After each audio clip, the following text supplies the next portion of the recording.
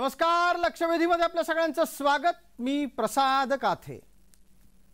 आरक्षणाच्या आंदोलनाच्या निमित्तानं जी संख्या एकवटली त्या संख्येचा वापर आता हळूहळू येऊ घातलेल्या निवडणुकांच्या दृष्टीने पेरणी करण्यासाठी होतोय की काय असा संशय निर्माण करणारी परिस्थिती नजरेच्या टप्प्यात येऊ लागलेली आहे। अनेक गावांमध्ये गाव पातळीवर वाड्या वस्त्यांवर लोक एकजूट केली जात आहेत आणि त्या लोकांच्या माध्यमातून एका विशिष्ट पक्षाच्या विरोधामध्ये भूमिका घ्यायला लावली जाते। ही थेट आणि स्पष्ट भूमिका महायुतीतल्या तीनही पक्षांच्या बाबतीत एकत्रितरित्या नाही, तर ती फक्त आणि फक्त भारतीय जनता पार्टीच्या विरोधात आहे। आरक्षणाचं आंदोलन आणि आरक्षणाच्या मागण्या या दोन्ही गोष्टींच्या बाबतीत भारतीय जनता पार्टीकडून थेट विरोध केला गेलेला नाही। मराठ्यांना आरक्षण मिळेल, टिकणारं आरक्षण मिळेल हे सांगतानाच भाजप ओबीसींच्या आरक्षणाला धक्का लागणार नाही हे वारंवार सांगत होता आणि हे आज सांगितलं जात असताना भूतकाळामध्ये भारतीय जनता पार्टीचे मुख्यमंत्री असलेल्या देवेंद्र फडणवीसांनीच मराठ्यांना आरक्षण मिळवून दिलं होतं। 16% आरक्षण हे रोजगार आणि शिक्षणामध्ये होतं, ते मुंबई उच्च न्यायालयात टिकलं सुद्धा होतं। हा सगळा इतिहास ठाऊक असताना सुद्धा मराठ्यांच्या ठराविक छोट्या छोट्या गटांना एकत्र करत देवेंद्र फडणवीस जर समजा महाराष्ट्रात असतील तर भारतीय जनता पार्टीला मतदान करणार नाही अशी शपथ गावागावात का घ्यायला लावली जाते? हे सगळं कोण करतंय आणि यातून आरक्षणाचं आंदोलन बदनाम होतंय का हे तपासायला हवं। कारण आरक्षणाचं आंदोलन हे समाजाच्या वतीने केलं गेलेलं आंदोलन होतं। ते आंदोलन एका पक्षाच्या विरोधातलं नव्हतं असं वरकरणी तरी आरक्षणाचं आंदोलन चालवणारी माणसं सांगतात। मराठ्यांना मराठा म्हणून पुन्हा एकदा आरक्षण महाराष्ट्रात मिळालेलं असताना आणि ते देणारं सरकार विद्यमान स्थितीत अस्तित्वात असताना त्या सरकारचा महत्त्वाचा घटक असणाऱ्या एका पक्षाच्याच विरोधात बरोबर अशा प्रकारची परिस्थिती राज्यात निर्माण कशी काय होती आहे? अर्थात ही परिस्थिती निर्माण करण्यासाठी विरोधक आहेत की आपल्यातलेच काही जण आहेत हे आता सत्ताधाऱ्यांना तपासावं लागेल। चर्चेच्या निमित्तानं हा प्रश्नही अत्यंत स्वाभाविकरित्या पुढे येतोच की ज्या पद्धतीने आरक्षणाचं आंदोलन पुढे सरकायला हवं होतं ते जरांगेंच्या हातून सरकलेलं नाही।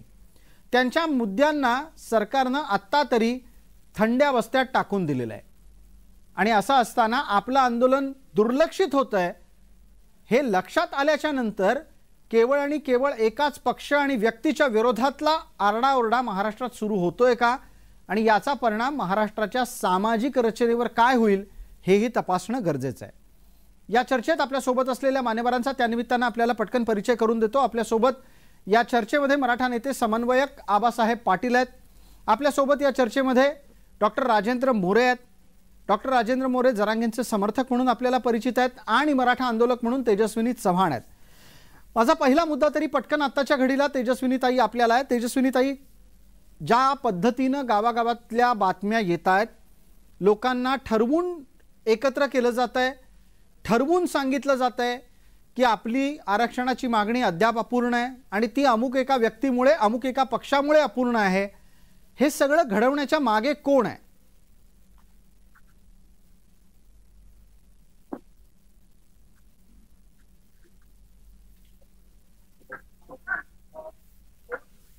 तेजस्विनीजी, आवाज आलाय आपल्यापर्यंत? हा, आलाय।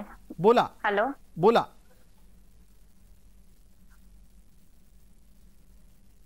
हॅलो। हा, हॅलो जी, येतोय का आवाज? बिलकुल येतोय, तुमचा नीट आवाज येतोय, स्पष्ट आवाज येतोय। पुन्हा एकदा थोडं सांगाल का? बिलकुल। मी प्रश्न आपल्याला असा विचारला होता की गावागावामध्ये आरक्षणाच्या आडून राजकीय भूमिका घ्यायला लावल्या जात आहेत। मराठे आरक्षण समाजाच्या कल्याणासाठी मिळवायला निघाले होते का राजकीय लाभ मिळवण्यासाठी उतरले होते या मैदानात? आणि जे कोणी आता मराठ्यांचा असा वापर करतायत ती मंडळी कोण आहेत? मंडळी कोण आहेत हे स्पष्ट आहे, सर्वांना समजतच आहे की हे कशासाठी सुरू झालेलं आणि कशासाठी येऊन थांबलेलं आहे.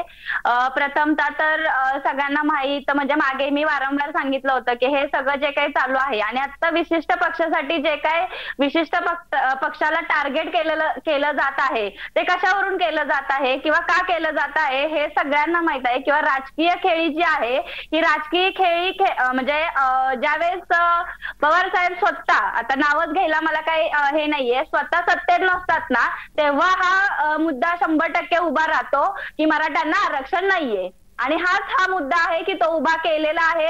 आणि आता आंदोलन पूर्णपणे हाताबाहेर गेल्यानंतर त्यांनी राजकीय गोष्टींमध्ये एंटर करून सत्ताधाऱ्यांना बोलण्यात पॉइंटच नाही आणि त्यांनी बोलणं गरजेचंच नाहीये की त्यांच्या मागण्या ऑलरेडी पूर्ण बऱ्यापैकी करण्यात आलेल्या आहेत, केलेल्या नाहीयेत असं कोणतीही गोष्ट नाहीये. मराठा म्हणून मराठ्यांनाही आरक्षण दिलेलं आहे. प्लस जे कुणबी प्रमाणपत्र निघत आहेत तेही त्यांना मिळत आहेत. असं नाहीये की ते सगळं थांबलेलं आहे किंवा ते थांबवलं गेलं आहे आणि ते थांबवणार आहेत. मुद्दा फक्त इतकंच आहे की आपण राष्ट्रवादीचं काम करतोय तर आपण राष्ट्रवादीचंच काम करावं ही माझी अपेक्षा आहे. तुम्ही बाकीच्या सत्ताधाऱ्यांना बोलूच नका ना. आणि हा आरक्षणाचा मुद्दा हा समाजाचा होता, ना की हा तुमचा राजकीय पोळी भाजण्याचा मुद्दा होता. मी मागेही सांगितलेलं की तुमच्या 7 पिढ्या बसून खातील एवढी तुम्ही आता सगळी जमापुंजी करून ठेवलेली आहे. मग आता तुम्ही थांबलं पाहिजे कुठेतरी. तुम्ही हे राजकारणाच्या विषयात घेऊ नका आणि तुम्ही जे समाजाला वेठीस धरता ना प्रत्येक वेळेस, किंवा समाजाला जे तुम्ही म्हणजे भावनिक झालेल्या समाजाला बरोबर तुम्ही जवळ करून स्वतःच्या मुठीत करून जे तुमचं राजकीय म्हणजे धोरणं पुढे चाललेली आहेत ना, ही आता थांबवा. आवाज झाला आता समाजालाही सगळ्या गोष्टी कळलेल्या आहेत की तुम्ही काय करताय आणि तुम्हाला काय होतं आणि तुमचं काय म्हणणं आहे ते. डॉक्टर मोरे, याचं उत्तर लागेल आपल्याकडून, कारण अनेक ठिकाणी जी मंडळी ठराविक गटांना एकत्र करून ठराविक पक्षाच्या विरोधातली भूमिका मांडायला लोकांना बाध्य करतायत ती तुमचे समर्थक आहेत असं म्हणतात. आणि केवळ तुमचे समर्थक आहेत असं नाही, तर मनोज जरांगेंवर सरकार अन्याय करतंय आणि तो भारतीय जनता पार्टी मार्फत होतोय असा प्रचार सुरू झालेला आहे. हे सगळं तुम्हाला समर्थनीय वाटतं? महत्वाचा मुद्दा असा आहे प्रसाद सर की राज्याच्या राजकारणामध्ये भारतीय जनता पार्टी हा प्रामुख्याने महत्वाचा पक्ष आहे आणि जनतेच्या त्यांच्याकडे मोठ्या अपेक्षा आहेत. आणि साहजिकच देवेंद्र फडणवीस साहेबांकडे हे राज्याचं नेतृत्व नाही म्हटलं तरी आहेच त्यांच्याकडे. कारण माननीय मुख्यमंत्री अजितदादा कोणाच्या नेतृत्वाखाली काम करतात तर सत्तेचे सगळे सूत्रधार फडणवीस साहेब आहेत. हे काही महाराष्ट्राला नव्याने सांगण्याची गरज नाहीये. अहो तुम्ही आरक्षण दिलं, आज 22 लाख लोकांनी फॉर्म भरले नीटचे, त्यात मराठा समाज नाहीये. आक्रोश लोकांचा. तुम्ही आरक्षण दिलं म्हणतात आणि लोक नीट पासून, मेडिकलच्या प्रवेशापासून, इंजिनिअरिंगच्या प्रवेशापासून वंचित राहू लागलेले आहे. त्यांना माहित होतं नोटिफिकेशन कधी काढायचं. प्रभावी काय केलं नाही, 8-10 दिवस, आणखीन 10-12 दिवस राहिलेले, पण तरी त्यांना फॉर्म भरता येत नाही, त्याच्यामध्ये ऑप्शन नाही. आणि मग काय करायचं अशा वेळेला? हा आक्रोश जनतेचा. तुम्ही काय दिलं, लोकांच्या तोंडाला पाणी पुसण्याचं काम करू लागलेले आहे. आणि मुद्दा असा आहे की मराठा आरक्षण दिलं. अरे तुम्ही मराठा आरक्षण काय दिलं त्या बिलामध्ये की याला हात लावता येणार नाही, ओबीसीला हात लावता येणार नाही. आता ओबीसीला हात लावता येणार नाही तुम्ही, म्हणजे ज्या अर्थी एखाद्या राज्य मागासवर्गीयाने एखादी जात समुदाय मागास ठरवला तर त्याला कोणी प्रतिबंध करत नाहीये. त्या 342 मध्ये एसीबीसीची व्याख्या आहे, ओबीसीची व्याख्या नाहीये. अनेक जाती. पण मग डॉक्टर मोरे आता दिलेल्या आरक्षणाबद्दल तुम्ही समाधानी दिसत नाही आहात. तुमचं न समाधानी असणं हे कदाचित तुमच्या मागण्या अपूर्ण राहिल्यामुळे असू शकतं, पण सगळेच मराठी असमाधानी आहेत असं होतंय का? तेजस्विनी चव्हाण 30 सेकंदात उत्तर द्या. आबा पाटलांपर्यंत पोहोचायचं आहे. आबासाहेबांना तत्पूर्वी विनंती आहे, कृपया फोनवर DND मोड ऍक्टिव्ह करा जेणेकरून तुम्हाला मध्ये मध्ये फोन येणार नाहीत. आधी एकदा तेजस्विनी चव्हाण यांच्यापर्यंत पासून उत्तर घेतो. तेजस्विनीजी, राज्य सरकारनं विद्यमान दिलेलं आरक्षण मराठ्यांना मराठा म्हणून असताना सगळेच मराठे याच्या विरोधात आहेत असं वातावरण राज्यात तयार होतंय. तुम्ही वैयक्तिकरित्या मराठ्यांना मराठा म्हणून आरक्षण मिळाल्यानंतर समाधानी आहात की नाही?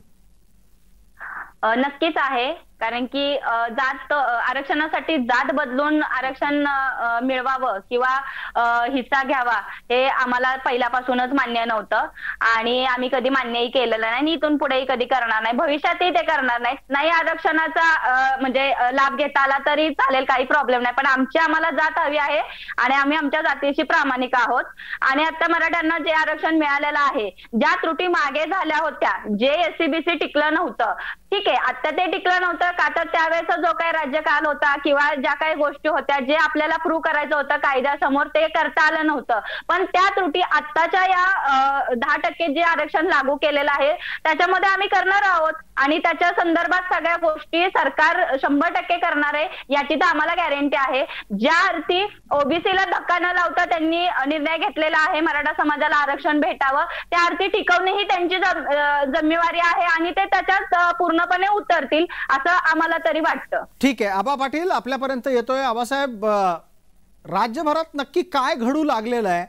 कारण ज्या पद्धतीनं आता आरक्षण दिल्यानंतर सुद्धा त्याचं श्रेय ज्यांचं आहे त्यांना मिळू द्यायचं नाही याच्यासाठीची मोहीम सुरू झालेली दिसतेय.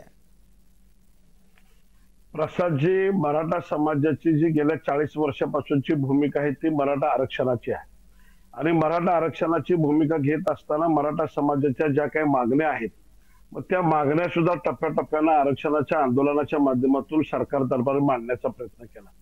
आजपर्यंत असं कधीच झालं नाही की त्याच्यामध्ये राजकीय भूमिका घेण्यात आली. आणि आमचं जे मूळ आहे की कोणतंही सरकार असू दे, कोणाचंही सरकार असू दे, कोणी मुख्यमंत्री असू दे, परंतु त्याच्यामध्ये कुठल्याही आंदोलकांनी आजपर्यंत अशा पद्धतीनं तो विषय डायव्हर्ट करून राजकारणाकडे नेण्याचा कोणी प्रयत्न नाही केला. परंतु आता विषय असा झालाय की समजतंय सगळ्यांना, पण बोलायचं कोणी? जर आज हा विषय बोलण्यासाठी जर तुम्ही गेले तर त्या ठिकाणी त्या माणसाला टार्गेट केलं जातं, त्याला बाद केलं जातं, बदनाम केलं जातं की पुन्हा मग त्याला सांगतात की हा सरकारचा माणूस आहे, हा दलाल आहे, हा गद्दार आहे. अशा पद्धतीनं त्याच्यामुळे अनेक लोक बोलत नाहीत पण समाजाला सगळ्या गोष्टी समजतात. आमचं म्हणणं एवढंच आहे की आता ज्या पद्धतीनं जे राज्यामध्ये काही गोष्टी चालू आहेत त्याच्यातून मराठा समाजाचं खूप मोठं नुकसान होईल. की ज्या पद्धतीने आमचा एकच विषय होता की आम्ही ज्या वेळेला विद्यार्थ्यांचा प्रश्न होता की शासकीय सेवेमध्ये विद्यार्थ्यांचं प्रमाण कमी होतं, तो टक्का वाढवण्यासाठी आम्ही प्रयत्न केला आणि सातत्यानं विद्यार्थ्यांची आंदोलनं सुद्धा सुरू केली. 18,500 विद्यार्थ्यांचं जॉईनिंग गेल्या 3-4 वर्षामध्ये आम्ही करून घेतलं. MPSC असेल, राज्यसेवा असेल, आता आमचे मित्र मोरे साहेबांनी सांगितलं की नीटच्या एक्झाम मध्ये असेल तर नीटच्या ह्याच्यामध्ये सुद्धा आम्ही मागच्या वेळेला विद्यार्थ्यांना काही घेतलं नाही तर तिथं सुद्धा जाऊन आंदोलन केलं. त्याच्यानंतर MSCRT असेल मुद्दा इथे असा उपस्थित राहतो की एवढं सगळं तुम्हाला करता आलं कारण राज्य सरकार तुमच्या पाठीशी होती. या आधी ज्या वेळेला 2014 ते 19चा तुमचा सत्तेतला फडणवीसांचा अनुभव आहे तो वेगळा आहे. आत्ताच्या घडीला प्राप्त स्थितीमध्ये नवीन सरकार जे तिघांचं आलेलं आहे त्यातले अनुभव तुमच्या पाठीशी आहेत. ही सगळी घटना लक्षात घेऊन एक मुद्द्याचं उत्तर तुमच्याकडून अपेक्षित करतो की जर समजा मराठ्यांना आरक्षण देण्याच्यासाठी प्रयत्न करणारे फडणवीस असतील तर मग केवळ त्यांच्याच नावानी आणि भाजपच्याच विरोधात गावागावात कोण एकजूट घडवून आणतं आहे आणि ही एकजूट खरंच घडतीये का तात्पुरती आहे? मराठा समाजाची अशी कोणतीही भूमिका नाही. मराठा समाज हा आरक्षणासाठी एकत्र येतो आणि आरक्षणाचा मुद्दा असेल किंवा आंदोलन असेल त्याच्यासाठी एकत्र येतो. मराठा समाजानं असं कुठलीच भूमिका घेतली नाही की समाज एकत्र आलाय की बाबा ह्या पक्षाचे हे नेते आहेत, आता फडणवीस साहेब प्रमुख आहेत, ह्यांना टार्गेट करा, हा पक्ष आहे ह्याला टार्गेट करा. ही समाजाची भूमिका असू शकत नाही, ती समाजाची भूमिका नाहीये. जे काय कार्यकर्ते कोण करत असतील किंवा तो त्यांचा वैयक्तिक विषय असेल हे मी स्पष्ट ठामपणे आपल्या माध्यमातून सांगतो की मराठा समाजाचं आमचं जे आंदोलन आहे, मराठा समाजाला काय मिळालं पाहिजे, नोकरीत किती स्थान मिळालं पाहिजे, शिक्षणात किती स्थान मिळालं पाहिजे, आरक्षण कोणतं मिळालं पाहिजे, ह्या आमच्या भूमिका आहेत. आमची ही भूमिका नाहीये तिकडे उद्धव ठाकरेला जाऊन टार्गेट करा, तिथं शरद पवारांना टार्गेट करा किंवा एकनाथ शिंदेला टार्गेट करा किंवा फडणवीसांच्या उंच्यावरती हल्लाबोल करा. हे मराठा समाजाचा विषयच नाही. सगळ्यात महत्वाचं मग आबासाहेब पाटील तुम्ही एका प्रश्नापासून थोडेसे वाचताय असं वाटतंय. बघा, तेजस्विनी चव्हाण यांना प्रश्न विचारला, त्यांनी थेट भूमिका घेऊन उत्तरच देऊन टाकलं की या प्रकारे आरक्षणाचं आंदोलन हे राजकीय दृष्ट्या वापरण्याचं काम शरद पवार समर्थक करतायत असं त्यांनी थेट सांगून टाकलं. तुमच्याकडून थेट आणि स्पष्ट उत्तर आता काय येत नसावं? याच्यामध्ये स्पष्टपणे सांगतो, काही संघटना ज्या वंचित आणि आघाडी सरकारच्या सोबत आहेत त्यातले काही कार्यकर्ते, मराठा कार्यकर्ते, ते ह्या पद्धतीच्या भूमिका घेत आहेत कारण त्यांची जी स्टेटमेंट येत आहेत, उद्धव ठाकरेंची स्टेटमेंट येते, पवारांची स्टेटमेंट येते किंवा वंचितची स्टेटमेंट येते की बॅलेट पेपरवरती लोक आता प्रत्येक गावात आपण उभा करायला पाहिजे. हा काही समाजाचा विषय असू शकत नाही किंवा समाजानं तो डिक्लेअर केलेला नाही, हे लक्षात घ्या.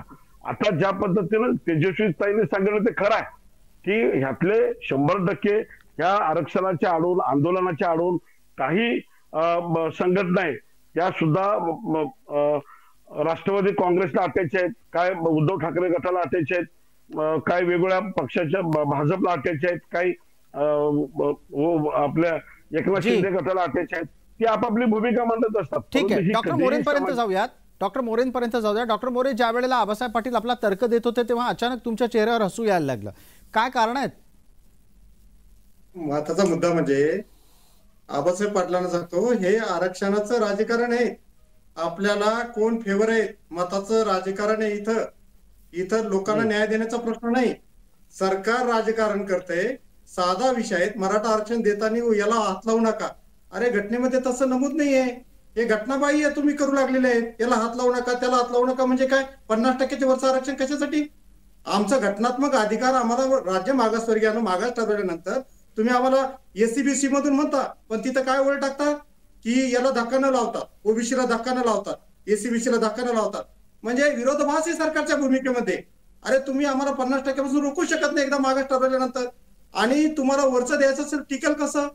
केंद्राचे अधिकार कोणते? अरे आज आमच्या मुलांच्या हातात काहीच पडू लागलेलं नाही. नीटला 22 लाख पोरांनी फॉर्म भरले, त्याच्यात ऑप्शन नाही आमच्या पोरांना भरण्यासाठी. इंजिनिअरिंगच्या जीच्या मेन्स ऍडव्हान्स ज्या परीक्षा आहेत त्याच्यामध्ये नाहीये. राज्यसेवेच्या जागेमध्ये त्यांना आता स्थान मिळू लागलेलं नाही. प्राध्यापक भरतीमध्ये नाहीये. मग काय सर्व तुम्ही देता काय आमच्यासाठी? अरे घटनात्मक अधिकारापासून तुम्ही वंचित करू लागलेले आहेत. आणि महत्वाचा मुद्दा म्हणजे सरकारला द्यायचंच नव्हतं. खरं तर हे जरांगे पाटलावरती काहीतरी निमित्त करू लागलेले आहेत. अरे तुमचे सरकार काय बोलून गेले? महाजन साहेब काय बोलून गेले? काय सरकारने आश्वासन दिले आतापर्यंत ती सांगा ना. काय आश्वासन दिली? तुम्हीच आश्वासन देता. आबासाहेब, या प्रश्नांची उत्तरं काय आहेत? आणि अशा प्रकारचा हा मुद्दा जो मांडला जातोय हा बुद्धिभेदाचा प्रकार आहे की वस्तुस्थिती आहे? प्रश्नाची मूळ विषय आहे. आपल्या चॅनलच्या मध्ये अनेक वेळा चर्चा झाली की मराठा समाजाला 50%च्या आतमध्ये ओबीसी आरक्षणाची मागणी केली होती. आणि 50%च्या आतमध्ये मागणीचा ज्या वेळेला विषय आला त्यावेळेला 1994 साली शरद पवार साहेबांनी 50%ची कॅप ओलांडून टाकली, सगळ्याला आरक्षण देऊन टाकलं. आणि 94 नंतर अनेक वर्ष ही लढाई चालू होती की आम्हाला 50%च्या आत द्या, 50%च्या तर नेमकं कमी कुणाचं करायचं, कसं कमी करता, कुणाला डावलून आरक्षण आपण देणार आहे? 50%च्या आतमध्ये 4%, 2% द्यायचं म्हणलं तरी कमी करावं लागेल ना कुणाच तरी. 10% आरक्षण असेल, 13% कुणाचं कमी करायचं? तुमचं ऐकून घेतलंय. 2 मिनिटं ऐका, मुद्दे ऐकून घ्या की ज्या वेळेला आता आंदोलन उभं राहिलं, मराठवाड्यापुरती भूमिका घेतली होती आणि सरकार एकनाथ शिंदे साहेब आणि देवेंद्र फडणवीस साहेब, अजितदादा पवार साहेब मराठवाड्यापुरतं आरक्षण द्यायला तयार झाले होते.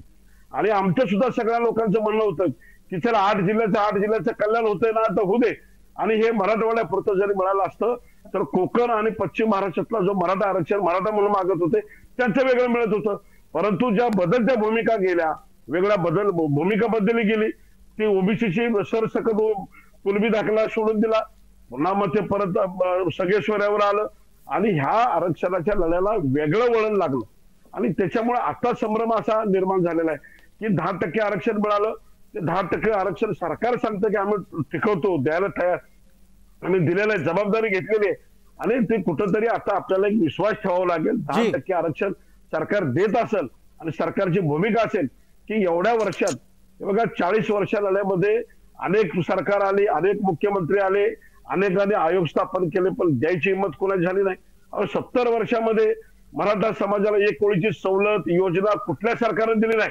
मी ठामपणे सांगतो की ज्या वेळेला भाजप सरकार सत्तेवर आलं त्यावेळेला मराठा समाजाला तुम्ही आकडेवारी काढली आता सारथीपासून अण्णासाहेब पाटील महामंडळापासून की जेवढा आता हॉस्टेल असेल, परदेशी शिक्षण सरकारची यार 6 महिने मी घालवलेत, 6 महिने तिथं खेटे घातलेत आणि तो जी.आर. मंजूर झाला. आज 37 पोरं मराठा समाजाची परदेशी शिक्षणाला, बीडचा पोरगा केम्ब्रिजला गेला, 37 मुलं गेली. ही अचिव्हमेंट आहे. अरे देतंय सरकार, हळूहळू टप्प्याटप्प्याने घ्यायला पाहिजे, आपल्या मागण्या पाहिजेत. परंतु आपण पण मग आबासाहेब, आता ही जी तुम्ही यादी वाचून दाखवत आहात जी मेहनत यापूर्वी मराठा समाजाला विविध सवलती मिळवून देण्याच्यासाठी तुम्ही घेतलीत आणि त्या पद्धतीनं सरकारने त्या सवलती दिल्या सुद्धा, ते भारतीय जनता पार्टीचंच सरकार होतं. मग असं असताना सुद्धा कोणाच्या डोक्यातला हा किडा आहे की गावागावामध्ये जाऊन वाद लावायचा, कळ लावायची?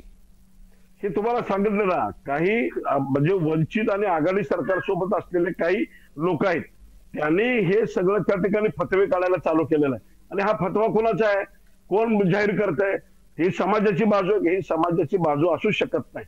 कारण समाजाची एकच भूमिका, समाजातल्या जे मुलं आहेत, आता नीटची एक्झाम मध्ये त्यांचं मिळालं नसेल, त्याच्यासाठी आपल्याला प्रयत्न कर, तो मुद्दा घ्यायला पाहिजे. त्याच्यानंतर आता नोकर भरती निघाले, त्याच्यामध्ये आम्हाला जागा नसतील, त्याच्यासाठी आपण भांडलं पाहिजे. हे मुद्दे सोडून राजकारणाचे विषय, गावागावात उमेदवार उभा करणार, सगळ्या लोकांनी पैसे काढा, पैसे भरा. अरे राजकारणामध्ये जे आहेत ते कधी आमच्याकडे बघत नाहीत आणि ह्यांना उभा करून ते कधी बघणार आहेत आम्हाला? बिलकुल, हा एक अत्यंत महत्वाचा चर्चेतला मुद्दा आहे आणि या चर्चेत हा मुद्दा आपण स्वतःहून उपस्थित केला ते बरं झालं. अन्यथा मी बोललो असतो तर नवीनच त्याच्यातले वाद सुरू झाले असते. तेजस्विनी चव्हाण, आंदोलनाच्या आडून आणि आता आंदोलनाच्या नव्या फॉर्मॅटमधून पुन्हा एकदा मराठ्यांचे काही लोक हे मराठ्यांच्याच खिशात हात घालून पैसे काढायला निघालेले आहेत. किंबहुना उमेदवार उभे करायचे आहेत, पैसे द्या पैसे द्या पैसे द्या, हे जे गावागावात सुरू झालेलं आहे, हे नवीन रोजगाराची संधी शोधतायत का आंदोलक? आणि अशा प्रकारे राज्यभरातली परिस्थिती आहे का ठराविक ठिकाणीच हा उपद्व्याप चाललाय? हा उपद्व्याप फक्त ठराविक ठिकाणी चालू आहे, सर्वत्र चालू आहे असातला भाग नाहीये. आता पश्चिम महाराष्ट्र, कोकण या साईडला तर ह्या गोष्टींचा काही पडसाद नाहीये किंवा काही म्हणजे काहीच यातलं दिसून येत नाहीये. पहिली गोष्ट, हे सगळं चाललेलं आहे ते फक्त मराठवाडा, बीड या साईडला चाललेलं आहे, जालना वगैरे या त्या साईडला त्यांना कुणबीचं आरक्षण हवं होतं, कुणबीकरण हवं होतं, त्यांना हवं होतं, त्यांनी घेतलेलं आहे, सरकारने त्यांना ते दिलेलं आहे. फक्त मुद्दा इतकाच झालेला आहे की आता ते घेतलेलं आहे आणि ते पचनी पडत नाहीये किंवा ते पचवून घ्यायचं नाहीये आणि अपेक्षा ज्या लागून राहिलेल्या आहेत त्या अपेक्षा कुठेतरी आता काय म्हणतात त्याला राजकारणात मार्गे पूर्ण करण्याच्या ह्याच्यामध्ये आता त्यांचं पाऊलवाट चालू आहे. आणि ठराविकच संघटना आहे, ठराविकच लोक आहेत आणि ठराविक लोकांपासूनच ह्या सर्व गोष्टी निर्माण होत आहेत आणि ठराविक लोकांपर्यंतच आता त्या सीमित म्हणजे आहेत आता तरी. पण अजून जर ह्याच्यामध्ये खूप काही वाढलं तर खूप गोष्टी पुढे जाऊ शकतात. बिलकुल, आणि त्या टाळण्यासाठी तुम्ही प्रयत्न कराल अशी अपेक्षा आहे. मला इथे पटकन आता डॉक्टर मोरेंना संधी द्यायची आहे. डॉक्टर मोरे, याचंही आपण उत्तर द्यावं की मराठवाड्यातच हे उमेदवार उभे करा आणि पैसे द्या, उमेदवार उभे करायला पैसे द्या, हे जे काही नवीन सुरू झालंय आणि त्याला दाखवताना भारतीय जनता पार्टीचा विरोध दाखवला जातो आहे, प्रत्यक्षात नाव भाजपचं घ्यायचं आणि खिसे आपले भरायचे, हा नवा धंदा आहे. तसं नाही प्रसाद सर, कोणत्या पक्षाला विरोध करायचा किंवा ही भूमिका निश्चितच नाहीये. कारण सर्व पक्षात मराठा समाज हा विभागलेला आहे, नाही तर मराठ्याचाच एक पक्ष निर्माण झाला असता मेजॉरिटीचा. तसं नाहीये. पण मग डॉक्टर मोरे तसं दिसत नाही ना, बोलताना तसं दिसत नाही. आणि बोलताना थेट आणि थेट एक व्यक्ती एक पक्ष एवढ्यांच्याच विरोधातली भूमिका का दिसतीये? का तीच भूमिका सोशल मीडियावर व्हायरल केली जाते? काच माध्यमांना बोलवून त्याच आंदोलनांना कव्हर करून अधिक प्रसिद्धी मिळेल याची तजवीज केली जाते? आणि का मराठा उभा करायचा आहे, पैसे काढा असं सांगून मराठ्यांच्याच खिशात हात ही मंडळी घालतायत? मूळ मुद्दा काय प्रसाद सर जी, आंदोलन ही सत्ताधाऱ्याच्याच विरोधामध्ये असतात. कारण विरोधी लोकांच्या कडे काय मागणी करणार आहेत आपण? महत्वाचा मुद्दा आमचा असा होता की तुम्ही अगोदर आम्हाला ते 16% आरक्षण दिलं, त्यानंतर 12-13% दिलं, आता 28% लोकसंख्या असताना तुम्ही 10% आरक्षण दिलं आणि ते राज्यापुरतं. केंद्रामध्ये मोठ्या नोकऱ्या आहेत, 27 लाख नोकऱ्या केंद्र क्रिएट करतं, त्या नोकऱ्याचं काय? आणि कुठपर्यंत भागायचं? ते टिकलं पाहिजे, टिकेल का? आणि एवढं कमी आरक्षण मराठा समाजाला कशामुळे देता तुम्ही? काय कारण आहे? हे विषय आहेत. आणि सगळ्या सोयरी तर तुम्हीच आश्वासन दिलं, तुमचे डझनभर मंत्री आले, त्यांनी आश्वासन दिलं, तुम्ही अधिसूचना काढलेली आहेत. त्या अधिसूचनेची अंमलबजावणी करायची असलं तर तुम्हीच राजकारण घडून आणू लागलेले आहेत. अहो, जरांगे पाटलाच्या मागण्या इमानदारीने समजून घेतल्या पाहिजेत. जरांगे पाटील म्हणजे सर्व समाज बघा. जरांगे पाटील ठीक आहे. याच्यावर एकच मिनिट मी थांबवतो आपल्याला याच्यासाठी, कारण चर्चेला टप्प्यात आपल्याला आटोपतं घ्यायचं असतं. तेजस्विनी चव्हाण यांना काही तात्काळ आक्षेप दिसत आहेत. एकतर आधी जरांगे पाटील हे सगळ्या समाजाचे आहेत आणि समाजाचे नेते आहेत असं सांगितलं जातं, त्यावरही बोला आणि आपले जे इतर आक्षेप आहेत तेही मांडा. फक्त मिनिटाचा वेळ उरलाय. मुळात असं आहे की जरांगे हे समाज आहेत किंवा समाज ह्या जरांगे आहेत, ह्याच्याशी आत्ता काही घेणं देणं नाहीये. तुमच्या मागण्या काय होत्या, तुम्हाला मिळालेलं काय आहे आणि आता तुम्ही काय मागताय याच्यावरती फोकस करणं फार गरजेचं आहे. समाज किती कोणाच्या मागे असतो हे सर्वांनाच माहित आहे, हे काही नवीन नाहीये. सगळ्यांना वारं वाहत आहे, वाऱ्याबरोबर चालत असतात, इतकाच मुद्दा आहे आणि त्यामुळे ते सगळं चालू आहे. दुसरा राहिला मुद्दा, तुम्ही म्हणालात की आरक्षण टिकलेलं नाहीये, सगळे सोयऱ्यांचा कायदा केलेला नाहीये, अजून काही. तर तुम्हाला सगळ्यांना सगळ्या गोष्टी माहीतच आहेत, तुम्हाला नव्याने सांगण्याची काही गरज नाही. कारण की जेवढे समर्थक आहेत ते खूप उच्च स्तरीय शिकलेले आहेत, त्यांना खूप सगळ्या गोष्टींचं ज्ञान आहे, सर्व गोष्टी त्यांना मिळत आहेत. त्यामुळे आता आम्ही बोलण्याचा मुद्दा इतकाच आहे, कायद्यामध्ये काहीतरी तरतुदी आहेत, त्या तरतुदी कंप्लीट करण्यासाठी कालावधी लागतो. आणि राहिला मुद्दा 28% लोकसंख्येचा किंवा 20% असू, 10% असू किंवा 100% असू, कितीही लोकसंख्या असू द्या मराठ्यांची, मराठ्यांना कुणबीतही इन्क्लूड करण्यात आलेलं आहे, ज्यांच्या नोंदी निघालेल्या आहेत त्यांना. आणि जे राहिलेले आहेत ते मराठा म्हणून आरक्षण घेत आहेत किंवा घेतील यानंतरही. बिलकुल. म्हणजे थोडक्यात एका गोष्टीला अधोरेखित करायला हवं की मराठे एकाच वेळेला अनेक आरक्षणांचा लाभ घेत आहेत. इतकं सगळं तर कुठल्याच सरकारने दिलं नव्हतं. पण ठीक आहे, आंदोलन करणं, भूमिका मांडणं लोकशाहीत अधिकार असतात. त्या पद्धतीनं एका विशिष्ट पक्ष आणि व्यक्तीच्या विरोधातली भूमिका आता राज्यात मांडली जाताना दिसतेय. लोकांना खरं काय आहे ते कळतंय. आपण सर्व मान्यवर या चर्चेत सहभागी झालात त्याबद्दल आपले मनपूर्वक आभार. लक्षवेधीच्या या चर्चेत तुर्तास इतकंच. सर्व प्रेक्षकांना जय महाराष्ट्र.